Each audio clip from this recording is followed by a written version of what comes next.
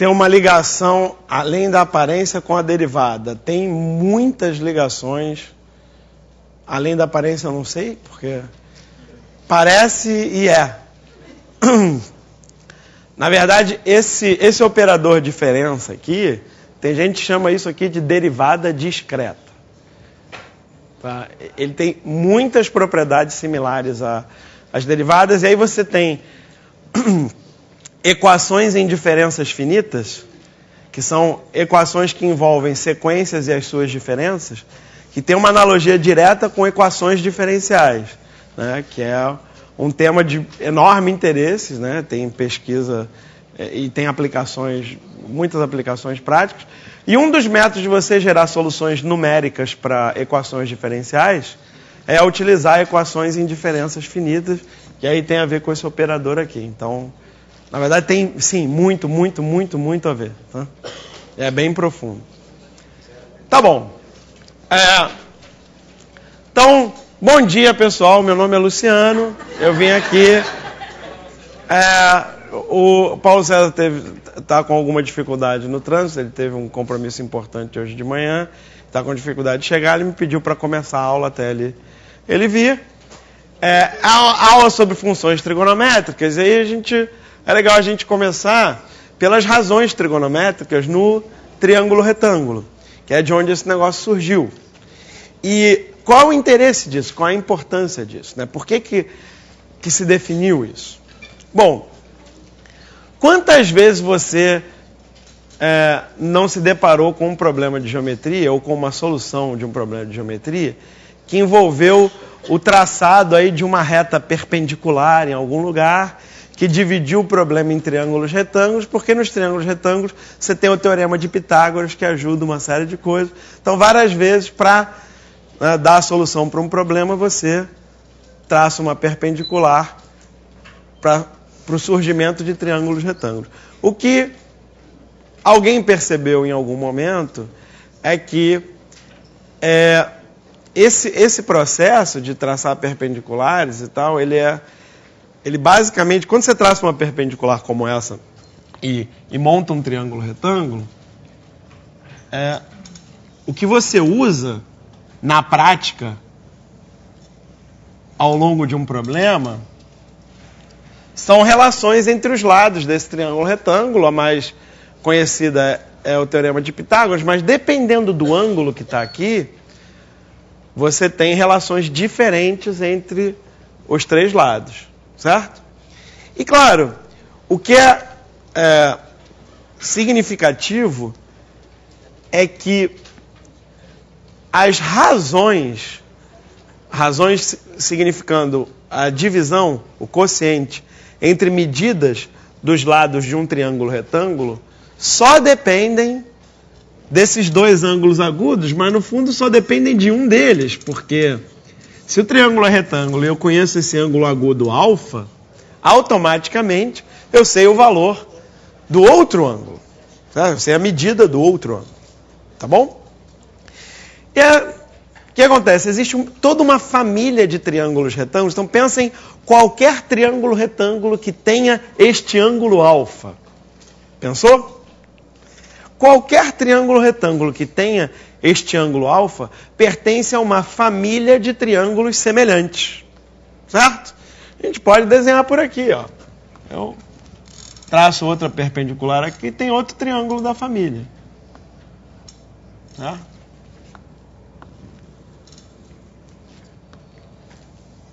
Então, e assim como aconteceu com os logaritmos, certo?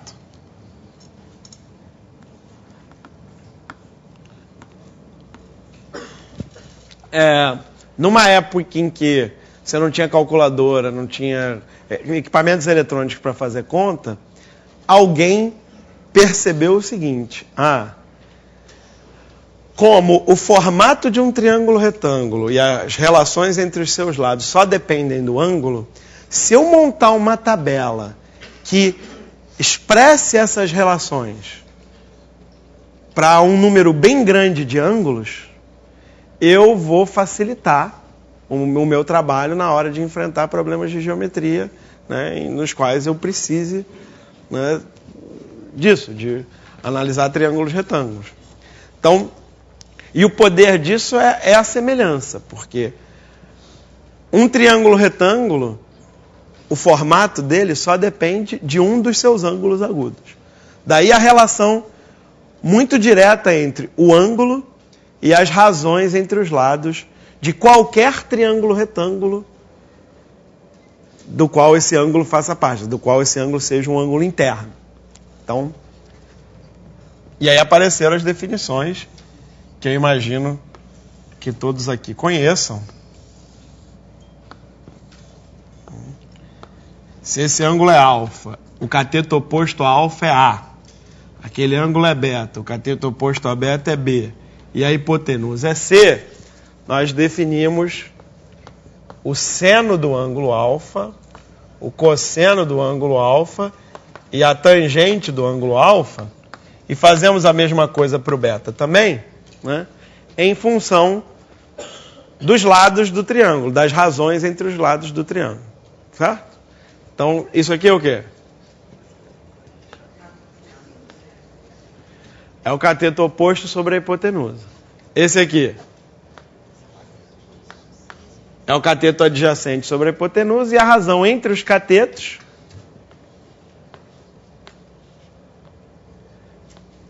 é chamada de tangente. Bom, isso aqui se chama cateto oposto por razões óbvias. Isso aqui se chama cateto adjacente. Adjacente quer dizer ao lado, porque ele é um dos lados do ângulo alfa. Certo? Agora repara, o motivo pelo qual essas definições fazem sentido é a semelhança, certo?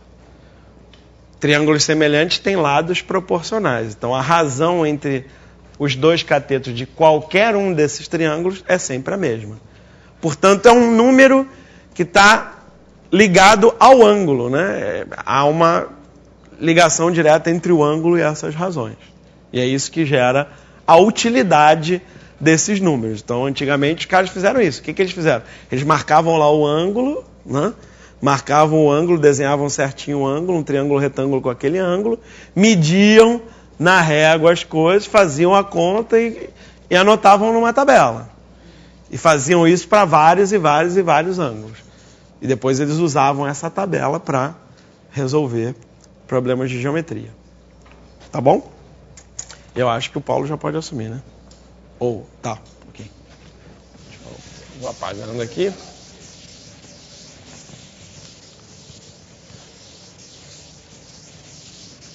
Claro que o teorema de Pitágoras não é um dos... Bom, o principal teorema para triângulos retângulos. É claro que o teorema de Pitágoras, se eu olhar para esses números seno, cosseno e tangente, o teorema de Pitágoras deveria fornecer uma relação entre eles também, certo? Então, qual é a relação? Vamos lá. O teorema de Pitágoras é A ao quadrado mais B ao quadrado igual a C ao quadrado. Como é que eu utilizo esse teorema de Pitágoras para descobrir alguma relação interessante entre essas razões trigonométricas que eu acabei de definir? Isso, divide tudo por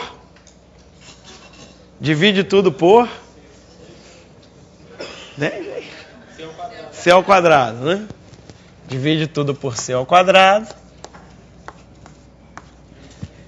E A ao quadrado sobre C ao quadrado é a mesma coisa que o seno. Bom, isso aqui, na minha opinião, vale uma observação. Seno ao quadrado, por que esse quadrado está aqui no seno, etc. Mas como o Paulo já chegou, eu vou deixar ele decidir se ele quer fazer essa observação ou não. Seno ao quadrado mais cosseno ao quadrado. Igual, na verdade, o seno de alfa elevado ao quadrado mais o cosseno de alfa elevado ao quadrado vai ser igual a 1, qualquer que seja o ângulo alfa. Tá? Então, essa é uma relação entre seno e cosseno. Tem outra entre seno e tangente, tem outra entre cosseno e tangente que você pode tirar da mesma igualdade. Tá certo? Tá bom? O microfone você vai usar o mesmo? Vai usar o mesmo microfone?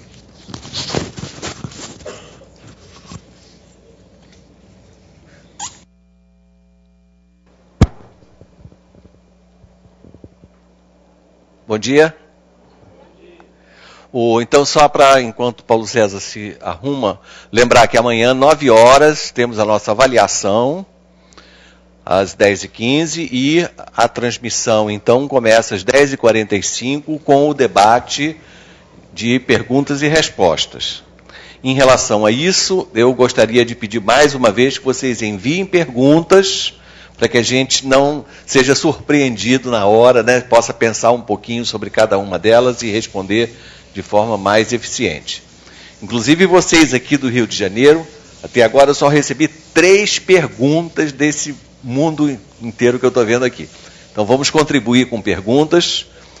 Aqui no Rio de Janeiro é só escrever a pergunta, põe o seu nome se você quiser ser citado e joga aqui em cima da mesa que nós vamos recolhendo, tá bom? Ok. Muito bem.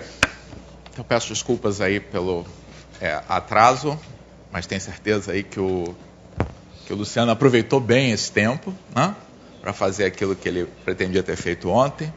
Aí, para começar a falar sobre razões trigonométricas. Então, ele deve ter ensinado a vocês, né, usando isso aqui, qual é a ideia, por exemplo, que está por trás, tá, da gente calcular cosseno de 23π sobre 3. Ensinou? Então, o ponto tem uma parte da trigonometria, né, que vai além, tá, do significado geométrico, que é extremamente importante, mas tem uma parte aí da trigonometria que vai além desse significado geométrico. Por falar em significado geométrico, tá, observe, eu vi que o Luciano fez ali, que falar das razões trigonométricas é uma excelente oportunidade para se fazer uma boa revisão, que muitas vezes não é revisão coisa nenhuma, como a gente bem sabe, de geometria plana. Tá? Uma série de coisas aqui estão envolvidas, soma de ângulos de triângulos, semelhança, teorema de Pitágoras. Tá? Você vai dizer, mas os programas de ensino médio não têm geometria plana. Claro que tem, tá no que é a base de se fazer razões trigonométricas, tá? E a gente sabe muito bem que os alunos no ensino fundamental são expostos a muito pouca geometria. Toda avaliação que tem geometria mostra como é que os alunos são despreparados nisso. Então, sem dúvida, um aspecto muito importante aí de se falar de trigonometria no ensino médio como uma ótima ocasião, tá, para se estudar geometria plana. Agora, não é só isso, tá? Então, essa ideia que está aqui, tá, embora ela até possa ser explicada aqui dentro de um contexto geométrico, tá, ela aparece, tá, em situações, tá, que tem muito pouco a ver com geometria e tem nada a ver com ângulo. Tá? Então, um exemplo aqui que eu gosto de dar, né, que ilustra bem, então, essa separação das funções trigonométricas da geometria, da possível separação, tá, sistemas oscilatórios. Então, uma razão extremamente importante, tá, para estender a noção de razão trigonométrica, tá, para a situação mais geral, tá, e entre outras coisas, para usar radianos, tá, e não graus, né, que os alunos detestam, né? Estavam tão satisfeitos fazendo grau, quando você coloca, ai, que chatice, ter que trabalhar com pi, todo mundo detesta, tá? Não é verdade? Mas é super necessário para você poder utilizar funções trigonométricas, por exemplo, para modelar coisas que tenham uma natureza periódica. E essa natureza periódica pode não ter nada a ver com ângulo. Tá? Então, um exemplo que vem lá da física são chamados sistemas massa-mola. Tá? Então, o que é isso? Você tem aqui ponto de apoio, né? Aí você tem aqui uma mola, tá? E aqui você tem um objeto, tá? Que fica preso a essa mola. Você pode pensar, por exemplo, que isso aqui é um carrinho, tá? Que vai se deslocar aqui sobre uma superfície bem lisa, tá? Sobre uma mesa, tá? Preso a essa mola, tá? Claro, se você não fizer nada aqui, ele vai ficar lá paradinho, etc. Tá? Mas a graça começa quando você faz o que todo mundo faz quando vê uma mola, não? Quando todo mundo vê uma mola, ou puxa ou empurra, tá? Ninguém pode resistir a fazer uma dessas duas coisas, tá? Então você pode, por exemplo, pegar esse carrinho, né? Deslocar para uma outra posição, digamos que afastada da posição inicial, um segmento A, tá? E estudar o que acontece, tá? Quando você solta, tá? A mola a partir dessa posição, tá? Então, primeiro, o que acontece? O carrinho vai ficar parado lá? Não vai ficar parado, porque a mola, que agora vai estar esticada, vai exercer uma força, tá? Sobre esse carrinho, tá? E aí vai puxar o carrinho, tá? Que vai se deslocar. Então, quando o carrinho passar por essa posição aqui, qual é a força que atua sobre ele? Qual é a força que vai estar atuando sobre o carrinho quando ele passar pela posição inicial de repouso? Não tem mais força. Então o carrinho para ali. Não, por que não? Porque ele adquiriu durante esse intervalo de tempo em que ele foi exposto a essa força, uma velocidade, tá? Então, nesse momento, ele não tem uma força atuando sobre ele, mas tem uma velocidade, tá? Que se traduz, por exemplo, em energia cinética aqui desse carrinho. Então, ele continua se deslocando, tá? E vai começar a comprimir a mola, tá? Vai comprimindo, tá? Até que essa energia cinética se esgote, né? Transforma em energia potencial, para falar na linguagem aí da física, e aí ele volta, tá? Então, se a gente estivesse num mundo perfeito, tá? Portanto, não houvesse nenhuma perda de energia, tá? Nenhum atrito nesse deslocamento, tá?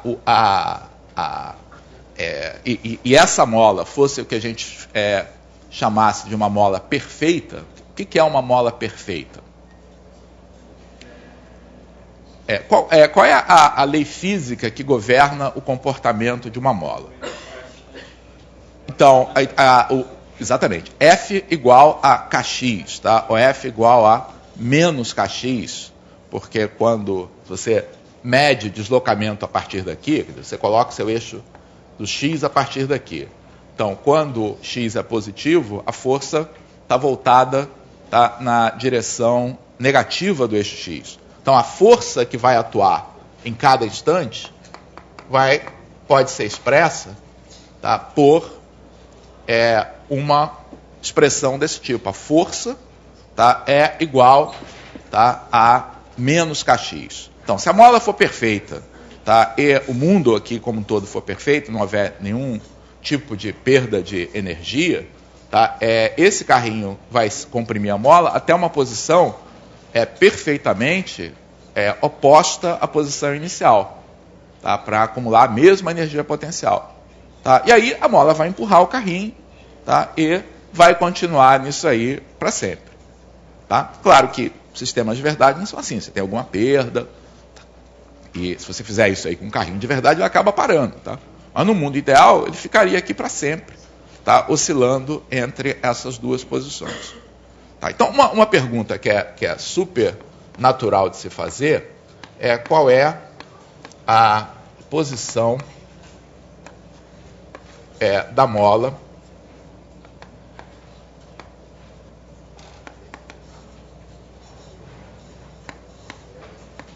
no instante t. Eu vou chamar essa posição da mola de x de t.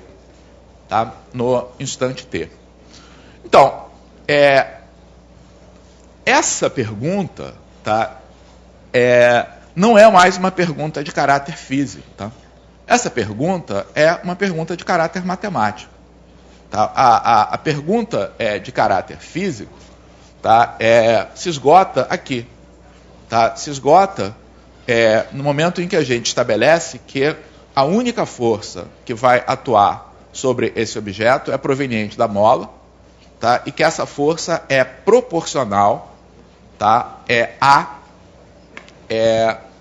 deslocamento dessa mola. Tá? Bom, como é que a gente faz para encontrar essa função?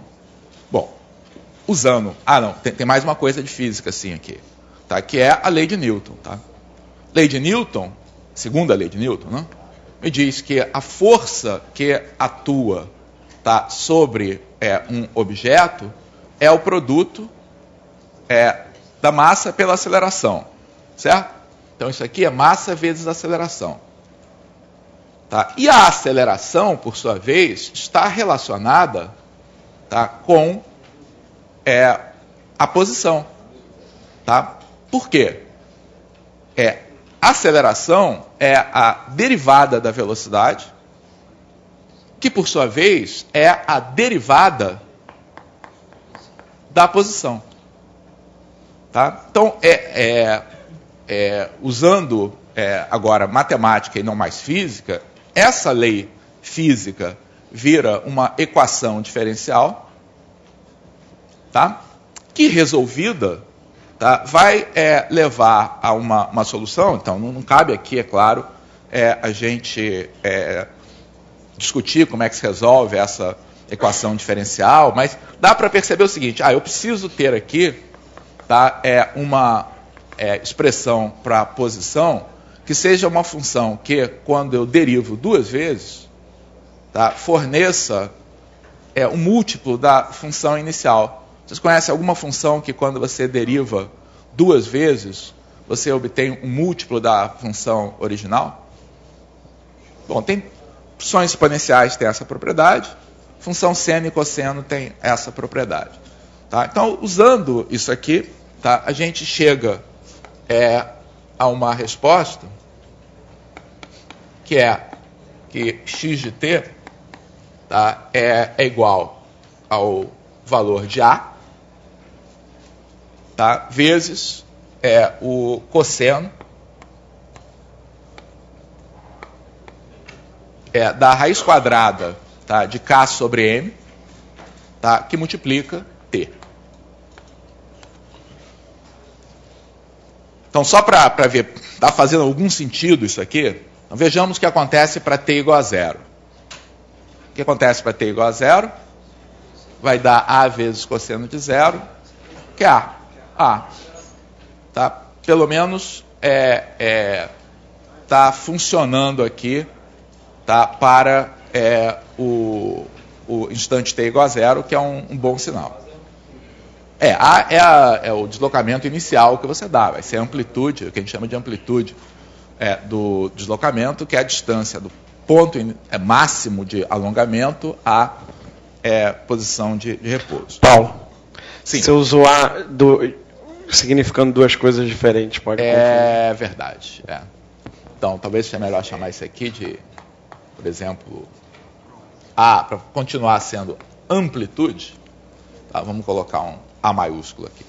Obrigado. Então, o ponto, tá, é que nessa formulação que está aqui, tá, isto aqui não é um ângulo. Tá? Tem uma interpretação natural disso aqui como sendo cosseno de um ângulo. Tá? E de posse disso aqui, a gente pode, por exemplo, responder a perguntas desse tipo. Qual é a posição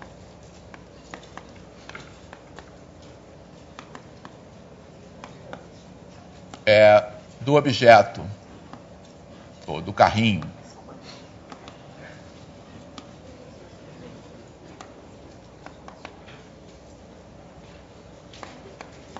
no instante t igual a 30 segundos, quando A igual a 1 metro, M igual a 3 quilos e F igual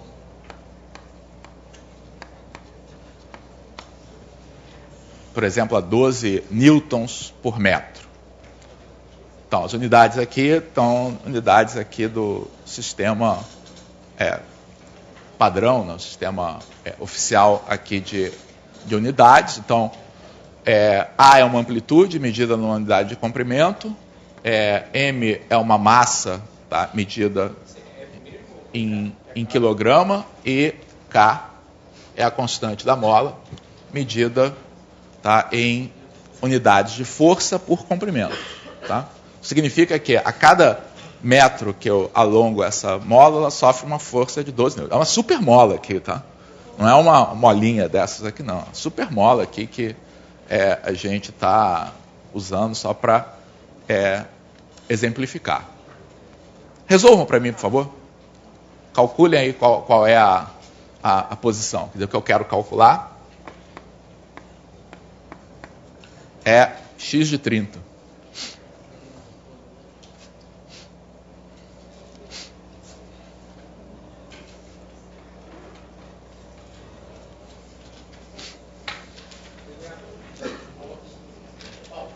Oi? Não. Não. A lei de deslocamento é essa.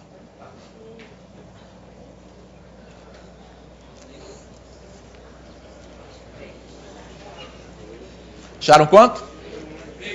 Todo mundo achou que a posição da mola é meio metro? Todo mundo achou isso? Tranquilo?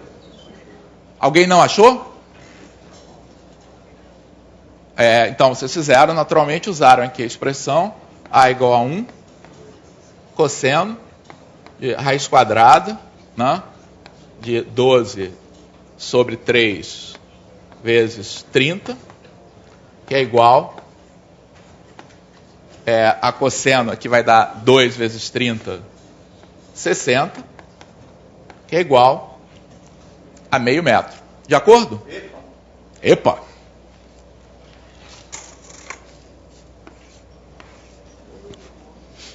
Eu sei, não dá para resistir à tentação. Tá? Apareceu o cosseno de 60, tá? A tentação de dizer que cosseno de 60 é igual a 1/2, tá? É irresistível. Tá? Mas não pode fazer isso. Tá? Por quê? Lembra que eu comecei dizendo que a função que tem que aparecer aqui, tá, é uma função, tá, cuja derivada, tá, seja, quer dizer, a gente chega a essa expressão usando o fato, tá, de que a derivada de cosseno é menos seno, a derivada de menos seno é menos cosseno. Tá? Mas isso só é verdade, tá, quando as funções trigonométricas seno e cosseno são expressas com arcos medidos em radianos. Tá? Então, algo que todo mundo lembra aqui do curso de cálculo. Tá? Derivada de seno x é cosseno x. Tá? Mas eu não sei se está claro para vocês, tá, que se você quiser escrever a função, tá, que a cada x associa seno de x graus, tá? Se você chamar essa função aqui de f de x, então f' de x igual a cosseno de x graus, está errado. Tá? Tem uma constante aqui que você vai ter que colocar para a conversão em radiano. Então, a função, tá, que aparece aqui, ela pede para a gente calcular cosseno de um número que não tem uma interpretação aqui diretamente, tá, como um ângulo, tá, ou um arco, tá, e que toda o nosso arcabouço aqui da matemática superior, tá, onde a gente aprende qual é a derivada do seno, a derivada do cosseno, supõe que você esteja usando essas funções com o argumento delas expresso em radianos. Tá? Então, a resposta não é um meio, porque isso aqui é cosseno de 60 radianos. Tá? Como é que escreve radiano? RD, que é o... 60 radianos, que, aliás, eu não tenho a menor ideia quanto é. Tá? Mas garanto que não é meio. Tá? O Luciano vai calcular ali para a gente qual é o cosseno de 60 radianos enquanto a gente prossegue. Bom, então, o que eu quero vender aqui, tá, com essa pegadinha aqui do cosseno de 60? Duas coisas. Tá? Primeiro, a gente entender, tá, por que a gente aborrece os alunos, tá, com cossenos, tá, de coisas que são expressas em radianos, tá, e que fogem da faixa, tá, do primeiro e segundo quadrante, que, por exemplo, para fazer aplicações geométricas, tá, para triângulo, retângulo, a gente esgota tudo no primeiro quadrante, e para falar em coisas como lei dos senos, lei dos cossenos, você precisa ir até o segundo quadrante só. Tá? Então, por que a gente faz os alunos, tá, aprenderem a trabalhar com coisas desse tipo, tá, e trabalhar com funções trigonométricas definidas na reta e com argumento expresso em radiano? É por causa disso. Fez a conta aí? Menos 0,95, aproximadamente. Então, a resposta é completamente diferente daquela que a gente obteria calculando esse argumento em graus. Tá? Então, é o módulo? Não, a posição aqui do carrinho não é em módulo, não. O sinal aqui me dá uma informação. Não há motivo. Não perguntei qual é a distância dele à origem, perguntei qual a posição. Então, esse menos aqui indica que ele está à esquerda da posição inicial, a uma distância igual a 0,95 metros da origem. Tá? Então, então, não é somente para perturbar os alunos, né, que a gente faz essa trigonometria mais geral. Tá? Essa trigonometria é importante para descrever todo tipo, tá, de fenômeno oscilatório que ocorre em todas as áreas de aplicação, principalmente da física. Né?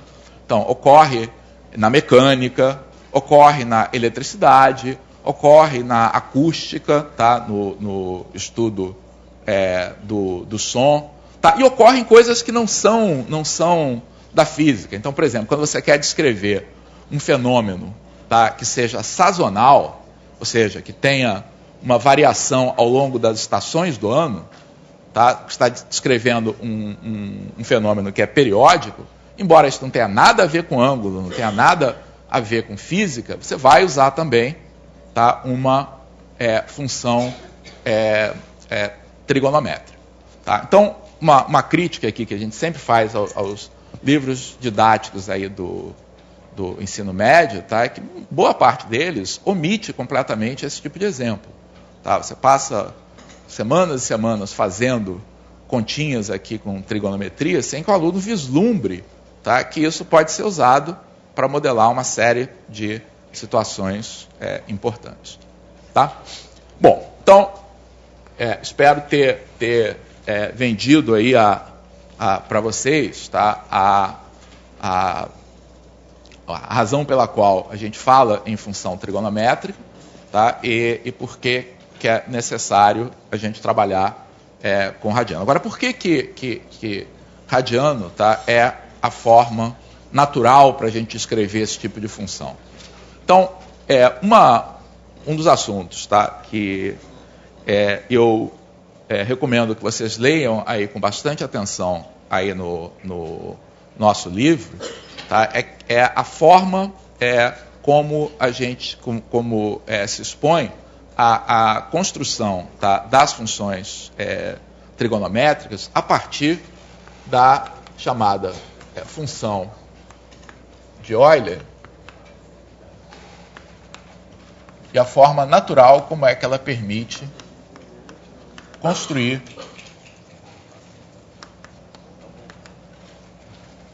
as razões trigonométricas. Tá? Então, qual é a ideia? A ideia é você pegar um círculo, tá? Embora não seja essencial, tá? É extremamente conveniente a gente pegar um círculo cujo raio seja a unidade. Tá? Então, de tal maneira que esse ponto aqui seja o ponto 1, 0. Tá? E eu vou aqui representar uma reta real. Aqui está a origem, tá? Aqui está a parte positiva da reta, aqui está a parte negativa da reta. Tá? O que a função de Euler faz, tá? É associar a cada ponto T sobre a reta, tá? Um ponto sobre o círculo unitário. Tá? E como é que esse ponto, tá, é obtido? Então, a gente tem uma imagem física para isso aqui. Você pega esse barbante aqui, de comprimento T, tá, e enrola esse barbante sobre o círculo. Tá? E vê o ponto, tá, onde você parou, tá, ao desenrolar esse barbante. Tá? Então, esse ponto de coordenadas xy, tá, é a imagem pela função de Euler, né, de Euler aqui, tá, do ponto T. Tá? Então, qual é a vantagem, tá, da gente fazer isso, tá, antes de estudar, tá, a função seno, tá, e a função cosseno? Porque a definição agora da função seno e da função cosseno, tá, a partir do momento que você tem esse ponto xy, tá, a gente vai definir, tá, conforme vocês sabem, tá, essa ordenada y como sendo o seno de t, do número t, tá, e vai definir vai chamar essa abscissa x, tá, de cosseno de t. Note que com essa construção, tá, duas coisas. Primeiro, é que como eu vou enrolar, tá, esse barbante aqui ao redor do círculo, tá, eu posso fazer isso qualquer que seja o tamanho dele. Tá? Se ele for um barbante muito grande, eu vou ter que dar uma volta, tá, e voltar, tá, à posição. Posso, por exemplo, dar uma volta inteira, tá, e voltar à posição inicial. Outra coisa é que é muito fácil também a gente atribuir um significado para valores negativos de t. Então, digamos que eu tivesse esse valor S aqui, negativo. Então, qual é o ponto correspondente a esse valor S negativo? Faço a mesma coisa, mas no outro sentido. Tá? Então, esse comprimento aqui vai ser o módulo de S, o valor absoluto de S. Tá? E aí, o ponto fundamental, tá, é que a gente tem propriedades dessa função de Euler, tá, que se você olhar para elas com cuidado, tá, isso vai facilitar enormemente a vida, tá, na hora da gente definir, da gente obter as propriedades das funções trigonométricas. Tá? Então, por exemplo, uma propriedade fundamental é o seguinte.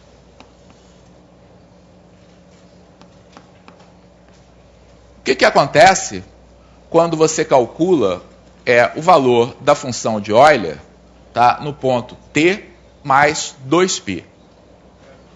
Bom, o que 2π tem de especial? 2π, tá, é o comprimento do círculo unitário, certo? Então, se você calcular essa função com um barbante de tamanho t mais 2π, tá, esse barbante ele vai dar exatamente uma volta adicional em relação a esse ponto. Tá? Então, E de t mais 2π é igual a quê? Igual a E de t. Na verdade, não é só 2π, né? Na verdade, a gente pode colocar famoso K, ou kappa, tá, aqui no meio, porque não precisa ser 2π. Pode ser qualquer número inteiro de voltas, tá? E pode ser, inclusive, positivo ou negativo, tá? Porque significa fazer voltas, tá, no outro sentido. Então, isso que está aqui vale para todo K pertencente a Z. O que isso vai fazer? Isso vai fazer com que, quando eu definir, tá, as funções seno e cosseno, tá, eu tenho uma explicação aí imediata para o fato dessas funções serem periódicas. Tá? Porque como elas vão depender apenas de x e y, ou seja, do valor da função de Euler, tá, se eu somar o múltiplo inteiro de 2π, tá, o x e y é o mesmo, portanto, seno e cosseno vai ser o mesmo. Tá? Uma outra propriedade, tá? Se você faz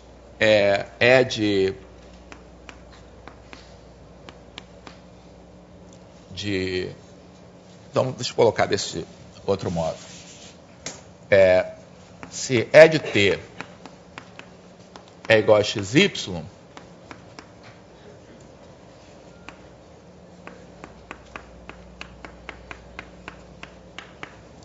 então, E de t mais π, tá, é igual a quê? Então, o que está acontecendo?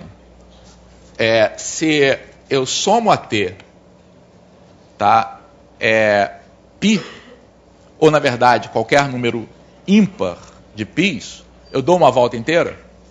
Não, dou o quê? Meia volta. Então, se eu dou meia volta, então a partir desse ponto eu vou obter o ponto que é diametralmente oposto a ele. Tá? Portanto, quais vão ser as coordenadas desse ponto aqui? Menos x, menos y.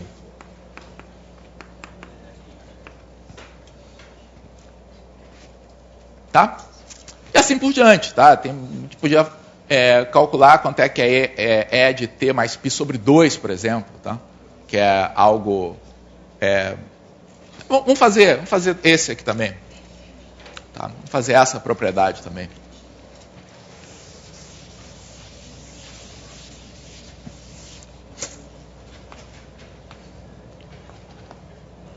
Então, se E de t é igual a xy,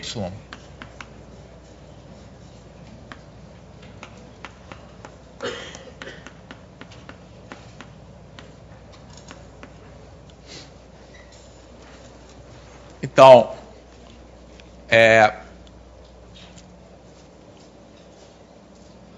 o que vai ser E de t mais π sobre 2? Então, o que o π sobre 2 tem de especial?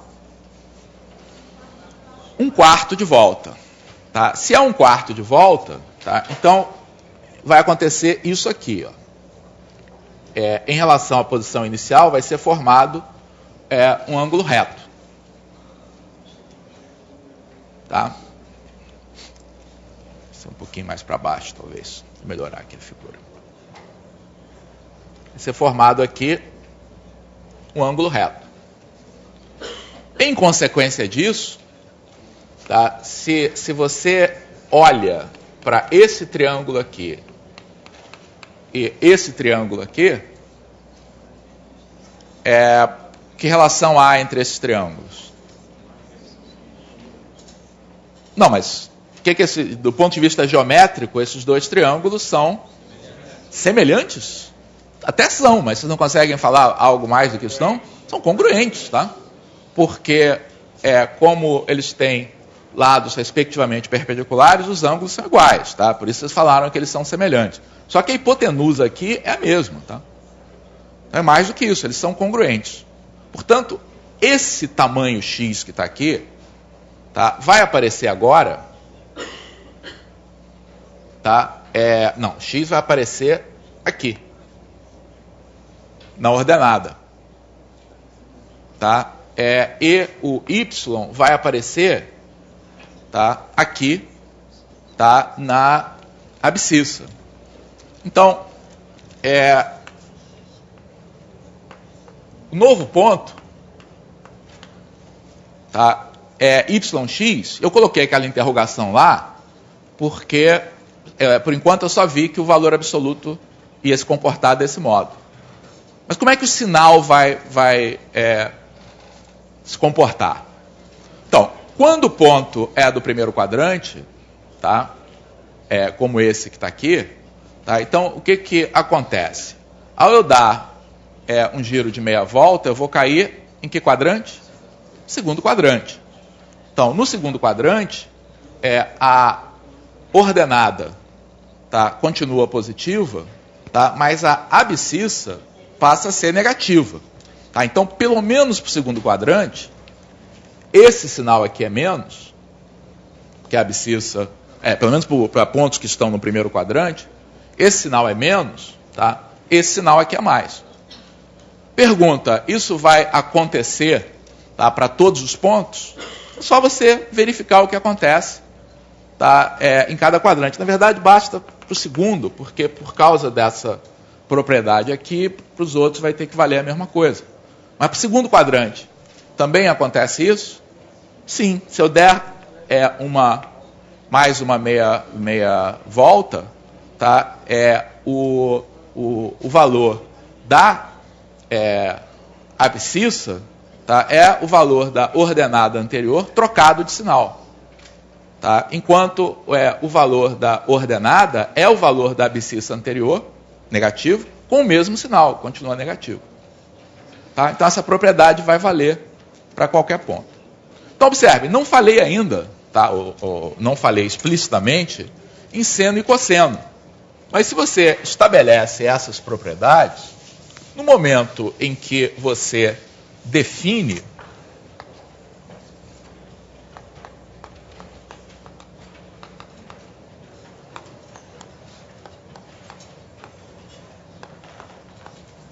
então, para cada T pertencente a R, tá? Então,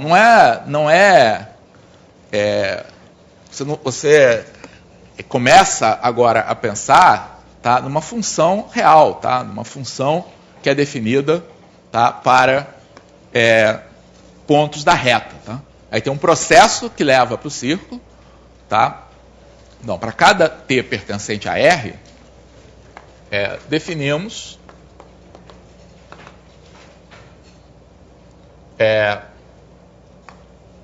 seno de T como sendo Y, cosseno de T como sendo X, onde o X e o Y são o resultado da gente aplicar, tá, a função de Euler, tá, ao T pertencente a R. Tá? Veja bem, vocês têm que, cada vez que a gente fala de um assunto aqui, raramente, tá? Não é raramente, mas muitas vezes, tá? A gente não está com isso dizendo a vocês, tá, que vocês vão pegar a aula como é aqui, levar para a sala de aula. Tá? Isso aí vocês vão ter que processar. Tá? Então, eu acho que não dá para fazer deste modo, tá, com os alunos, tá, na sala de aula. Exatamente desse modo. Para todos os alunos, etc. Não vai funcionar. Mas eu acho que é fundamental que vocês tenham isso claro. Tá? E que saibam que, por exemplo, a partir daqui, fica muito simples a gente entender que cada uma daquelas propriedades que são propriedades simples da função de Euler, resultam, tá, em consequências para as funções seno e cosseno, tá, que a gente acabou de definir, né? Então, se para cada t pertencente a R eu estou definindo seno de t e cosseno t, então, na verdade, eu estou definindo uma função real, tá, de variável real, duas funções, né, a função seno, tá, e a função cosseno, que herdam aquelas propriedades. Então, que propriedades elas herdam aí? Diretamente dali. Então, como o resultado de você dar um número inteiro de voltas aqui resulta no mesmo E de t, então seno e cosseno vão ser os mesmos quando você dá esse número inteiro de voltas. Tá? Então, dali resulta que seno de t mais 2kπ igual a seno t, cosseno de t mais 2kπ igual a cosseno t. Tá? Ou seja, seno e cosseno são funções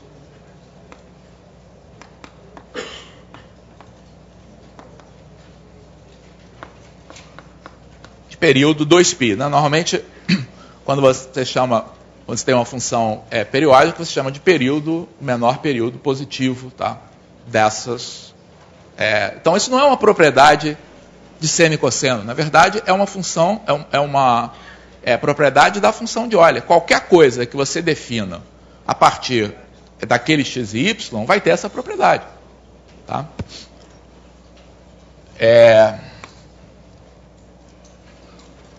Qual é a consequência que eu tiro, tá,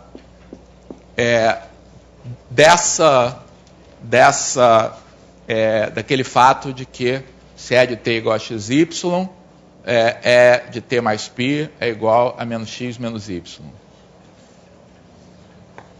Que seno de t mais π, tá, é igual a menos seno de t, cosseno de t mais π igual a menos cosseno. Eu já vi livro didático fazendo o absurdo de, para justificar essas expressões, usar as fórmulas aí de soma, tá, de seno de A mais B, cosseno de A mais B, tá, que é um absurdo, tá, que é usar um canhão para fazer algo que é extremamente simples, tá, e que sai diretamente dessa observação. Tá. Em particular, eu acho que um aluno de ensino médio tem que saber isso aqui, e não necessariamente tem que saber seno de A mais B, cosseno de A mais B. Tá? Um aluno... Isso é outra história. Eu queria chamar a atenção da propriedade que sai aqui da terceira propriedade, quer dizer, o fato de E de t mais π sobre 2 ser igual a menos yx, tá, traz consequências, tá, para o que vai ser cosseno de t mais π sobre 2, por exemplo,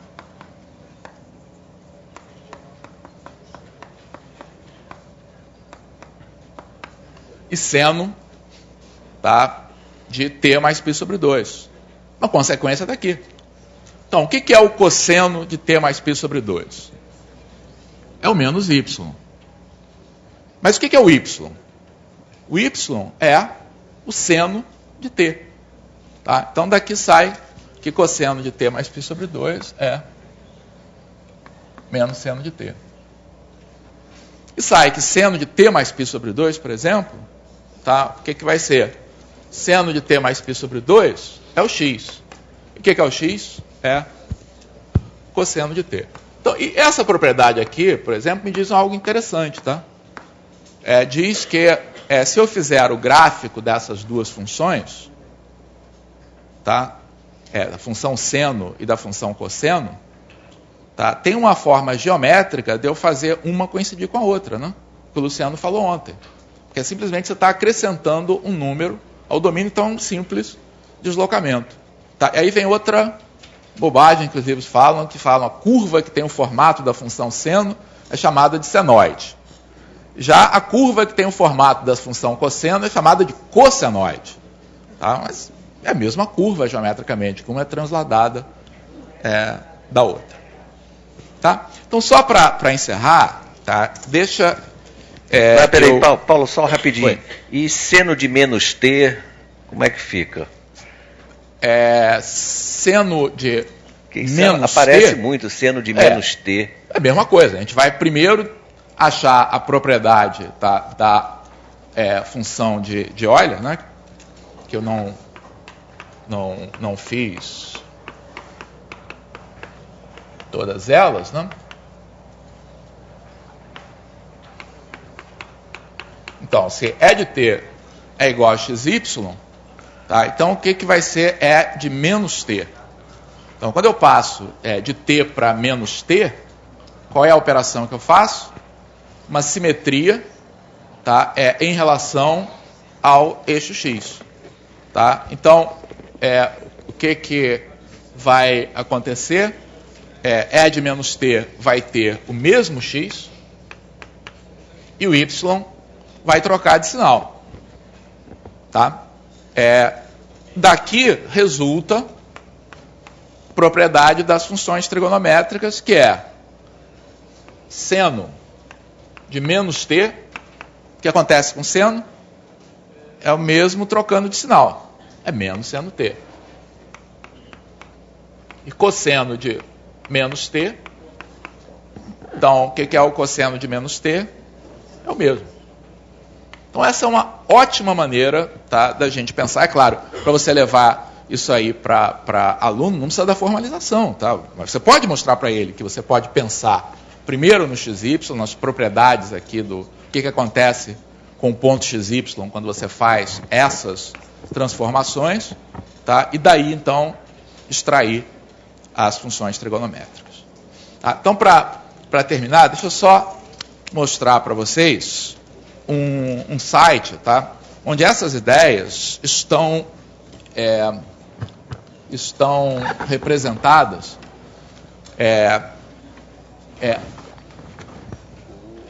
Onde é que ele... John. Falou que está aqui.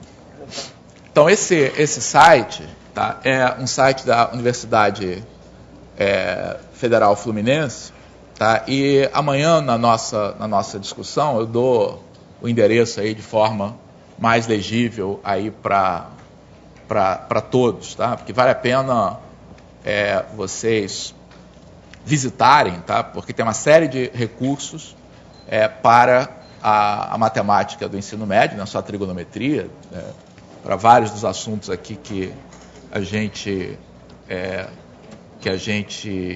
discutiu, tá? E dentro, em trigonometria em particular, é dentro dessa abordagem, tá? Então, tem exatamente esse tratamento da função de Euler, tá? E você pode brincar aqui com a forma como a gente está associando, tá, pontos aqui do círculo, tá, ao variar o ponto T sobre a reta. Então, você pode fazer a parte positiva, mas pode fazer a parte negativa também. Então, para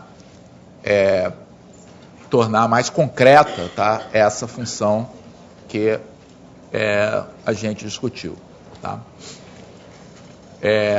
Outra coisa interessante, tá, é o gráfico das funções trigonométricas, mostrando como ao variar o ponto P sobre o círculo, né, a gente percorre na ordenada. Os valores aqui das ordenadas são as ordenadas da função seno. Tá? Então, chamando a atenção, acho que da última vez até o Luciano chamou a atenção aqui, que o que é levado para cá é o segmento em vermelho. Tá? Não sei se dá para ver aqui na tela de vocês, mas esse segmento em vermelho é o que é levado aqui para o eixo na hora de você construir esse gráfico, né? Para cada ponto, você pega o segmento em vermelho, transporta para cá, pega a ordenada, transporta para cá. Fazendo isso para cada ponto, você vai obter a função seno. Tá? E outra atividade muito interessante com... eu já disse que amanhã, tá, a gente escreve esse endereço aí com calma para vocês. Tá? Mas outra atividade, vocês veem que apenas estou mostrando algumas, tá? Tem várias outras. Outro laboratório muito interessante implementa aquilo que o Luciano fez ontem com uma função genérica, no caso dele, mas aqui com as funções trigonométricas. Então, você tem aqui a função cosseno, mas que, na verdade, a função que está sendo representada aqui é A, cosseno de bx mais c, mais D. Tá? E os valores de A, B, C e D, você pode variar e ver qual é o efeito que cada um tem sobre o gráfico. Né? Então, o A controla a amplitude, o B, que é o coeficiente X, controla quão apertado, quão mais amplo é o gráfico. O C controla a translação horizontal, tá? E o D controla a translação vertical, tá? Aqui do gráfico. Então, isso aí, para fazer atividade com aluno, etc., é extremamente rico. Tá? Bom, eu vou parar por aqui. Tá? Eu dou o endereço amanhã, porque é mais uma razão para vocês virem à sessão de discussão amanhã e trazerem dúvidas, etc. Tá?